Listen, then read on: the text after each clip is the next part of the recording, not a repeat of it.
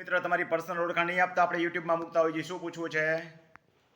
Sir અમારે એક જમીન છે એમાં કબજા અવરહવર ઉલટ સુલટ છે અને એ પાછા પહેલેથી છે જ્યારે ભાગ પડ્યા ને ત્યારેથી ને એમાં પાછું નવી માપણી આવી ને એમાં એમાં એવું નહીં કીધેલું પછી નવી માપણીમાં પાછા ફેરવી દીધા. હા નવી માપણીમાં ફેરવી દીધા. સરસ, હાલો સારું કામ થયું ઉલટાનું.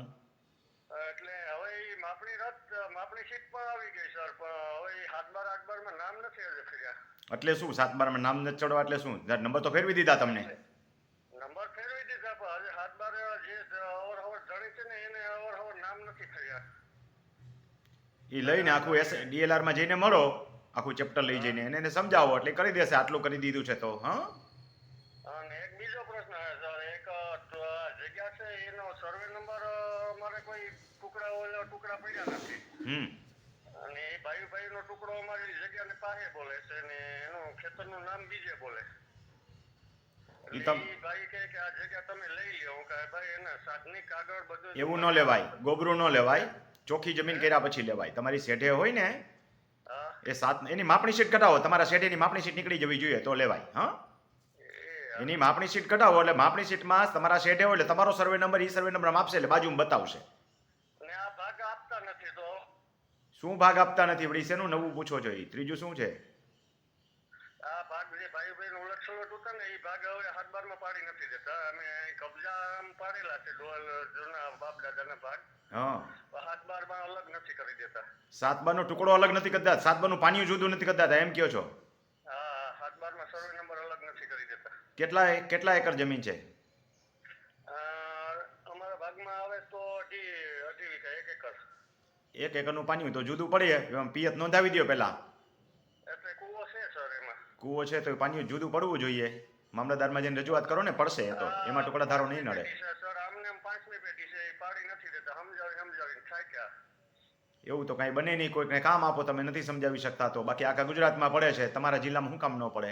હા, પડે તો ખરું જ. તો સર વાત તમારી સાચી, પણ એને સમજવું નથી. કાંઈક લોચો હશે રેવન્યુનો, એમને ના ન પાડે.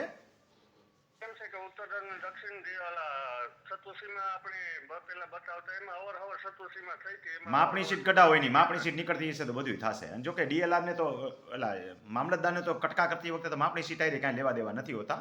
છતાંય તમારો કેસ કંઈક સમજી ન શકાય એવો છે.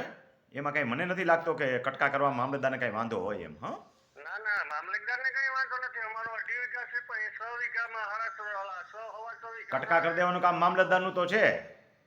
7 નંબર જુદું પાડવાનું કામ કોનું છે? એમાં સર સંયુક્ત બોલે એટલે હવે મારો 2 વીઘા થાય તો મેં એમને કીધું કે 2 વીઘા આપી દો, બીજું તમે રાખો. એમ ન પડે, સહમતિથી પડે, એકલા થોડો પડે. હવે સમજાણું મને.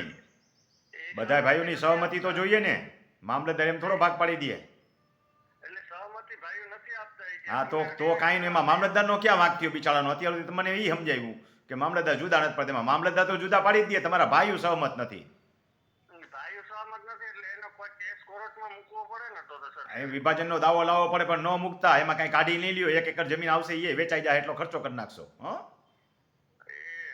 હા, સમજાવતી કામ લ્યો. ખેડૂત મિત્રો પોતે સમજાવી નથી શકતા. અત્યાર સુધી આખી વાર્તા એમ આવી કે ભાઈ મામલતદાર ભાગ નથી પાડી દેતા, મામલતદાર જુદું નથી પડતા. હંમેશા દરેક જગ્યાએ સરકારી અધિકારી પર બ્લેમ કરવાના ચાલુ ન કરાય. હું તો આ પૂરેપૂરા ફોર્મ છે ને આવા આવે ને એટલે નિરાતે સાંભળું ને સમજું ને મૂળ સુધી પહોંચવા પ્રયત્ન કરું. ખેડૂત શું કહેવા માંગે છે ત્યારે ખબર પડે છેલ્લે કે ખોદ્યો ડુંગર ને નીકળ્યો ઉંદર એમ. આ ભાઈને ભાઈઓ સહમતિ નથી આપતા તો બિચારો મામલતદાર 7 નંબર જુદું ક્યાંથી પાડી દે? સહમતિ હોય તો મામલતદાર 7 નંબર જુદું પાડે ને.